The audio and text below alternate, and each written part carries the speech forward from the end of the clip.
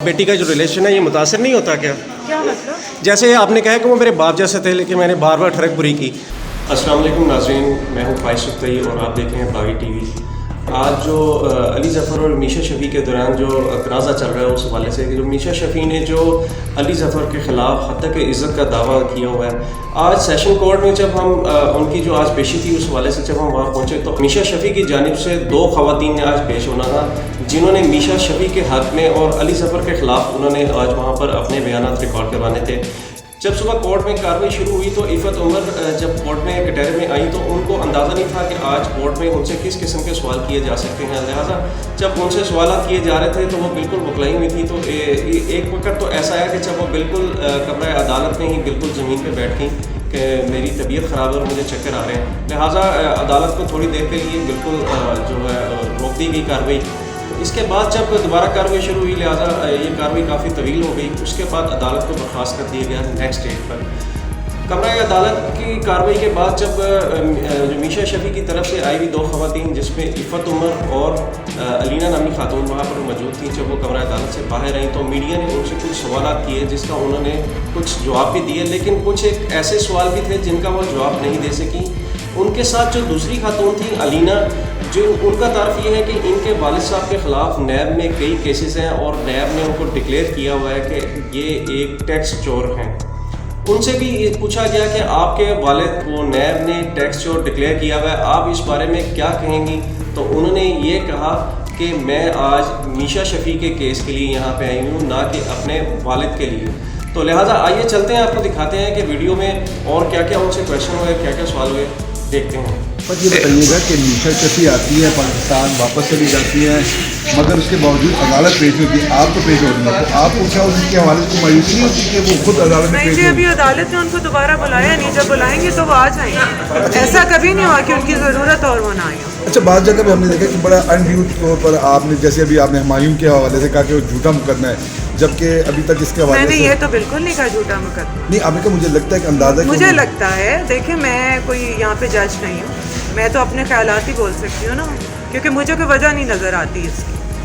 तो आप क्या समझती हैं कि जो अली ज़फ़र के इल्ज़ाम हैं उनको आप झूठा तस्वुर करते हैं? क्योंकि आपने हरासा करने के अल्फाज इस्तेमाल किए कि हरासा करने के बाद मैं खिलाफ हुई या मेरे जी, ये जो इंसिडेंट सुनने के बाद मैंने मीशा को बिलीव किया।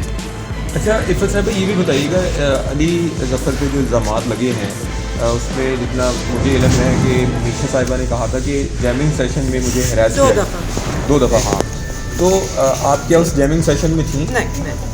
तो मैम ये अगर मैं होती भी तो कुछ ना मुझे पता चलता, क्योंकि जब आप किसी को हरास करते हो तो लोगों के सामने नहीं करते, आप नज़र छुपा के करते। अच्छा, आप बेहतरीन उनकी दोस्त थी मीशा की, तो नहीं जी, मैं बेहतरीन दोस्त नहीं हूँ, मुझसे बहुत छोटी हैं। मैं शोबिज़ की एक खातून हूँ जिसने ये पूरा इंसिडेंट जब सोशल मीडिया पे आया है, मैं मीशा को बिलीव करती हूँ। मैं मानती हूँ कि औरतें झूठ नहीं बोलती, बहुत मुश्किल से इस मुल्क में आप निकल के अपनी आवाज़ निकालते हो। ये केस बहुत इम्पॉर्टेंट केस है और इस इम्पॉर्टेंट केस का जो भी रिजल्ट आएगा, इस पे हमारी बच्चियों के फ्यूचर डिपेंड करते हैं कि लॉ उनके साथ अगर ऐसी सिचुएशन में हो तो क्या करें। अच्छा, अली ज़फ़र से आपने कोई सवाल से बात की कि जो इल्ज़ाम पे लगे, क्योंकि आपको दोनों तरफ मौक़िफ़ सुन के मैं जज तो नहीं हूँ। नहीं, आपने एक माइंड बनाया तो क्या आपने उनसे बात की? जी, मेरा माइंड बनाने की वजूहत ये भी हैं कि सिर्फ एक लड़की नहीं निकली थी, 6 लड़कियाँ और निकली थी। 2 को मैं पर्सनली जानती हूँ जिनके साथ ऐसे वाक़यात हो चुके हैं। बाकी जज ने डिसाइड करना है, कोर्ट्स ने डिसाइड करना है। मैंने अपनी बात जो मेरे दिल को सही लगती है मैंने कह दी है और आपस की कोई लड़ाई नहीं है, ये कोर्ट डिसाइड करेगा।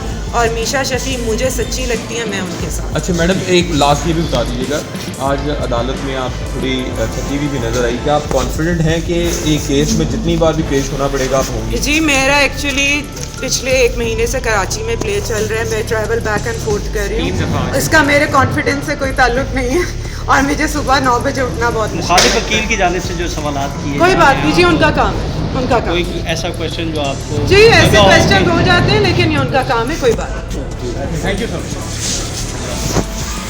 अलीना, एक मिनट बताइएगा कि आपके फादर में नैब ने उनको कहा कि टैक्स चोर है, तो क्या आप समझते हैं कि टैक्स चोर है वो?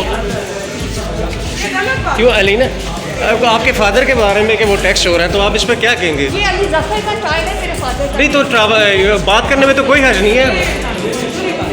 अच्छा तो नहीं लगा, आपको अच्छा लगा? अच्छा, मैं आपसे ये पूछ रहा हूँ कि जो आपने जफ्फियों वाला कहा था कि वो जैसे मेरे फादर जैसे हैं, लेकिन आप औरतों के लिए बोलती हैं, क्या इससे जो औरतों का रिलेशन है या बाप बेटी का जो रिलेशन है ये मुतासर नहीं होता क्या?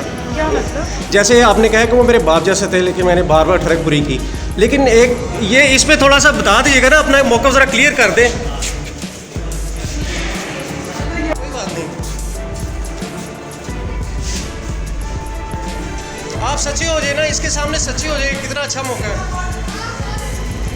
देखिए, इनकी इंटरप्रिटेशन ये है कि शायद इनको इजाज़त मिल गई है कि मीशा शफी जो है वो वीडियो लिंक से कर सकती है because she is not available in Pakistan. हमारा कहना ये है that will prove in court कि वो रिपीटेडली पाकिस्तान आती हैं, अपनी प्रोफेशनल एंगेजमेंट के लिए आती हैं, तो ये भी एक उनका एक जिम्मेदारी है एज अ ह्यूमन बीइंग, जिसको वो कोर्ट में भी आके बयान दें और हम उसको अपोज करेंगे। इनको कोर्ट में होना चाहिए, ये कोई स्पेशल विटनेस नहीं है, he is an ordinary witness who has made very serious allegations against a man who has a family. तो अभी इस बात की तो बात होनी है कोर्ट में, कोर्ट डिसाइड करेगी कि क्या उन्होंने बयान आके क्रॉस एग्जामिनेशन कोर्ट में करना है कि वीडियो लिंक के थ्रू होना है, तो अभी ये मैटर कोर्ट के पास है, कोर्ट डिसाइड करेगी। अभी तक इनको परमिशन कोई नहीं है। ठीक, thank you very much. Her case के अंदर जो एक नॉर्म है, जो कोर्स है कि जो डिफेंडेंट है उसको प्रेजेंट होना चाहिए कोर्ट में। हमारा भी ये इंसिस्टेंस थी कि हम स्टार्ट ही उनसे करना चाहते हैं, लेकिन वो बहाने करते हैं कि भी वो अवेलेबल नहीं हो, पाकिस्तान से बाहर है, तो वो तो केस ड्रैग होता रहेगा। तो हमें अब जो अवेलेबल विटनेसेस हैं हमने तो उनसे क्रॉस एग्जामिनेशन शुरू कर दिया। आज पहली दफ़ा वो अवेलेबल थे, हम भी कोर्ट में थे, हमको क्रॉस एग्जामिन कर दिया। अब ये कह रहे हैं 19 के लिए, तो 19 को फिर आगे चलता रहेगा केस। तो उम्मीद है कि अब शायद इसके कोई नतीजा निकले।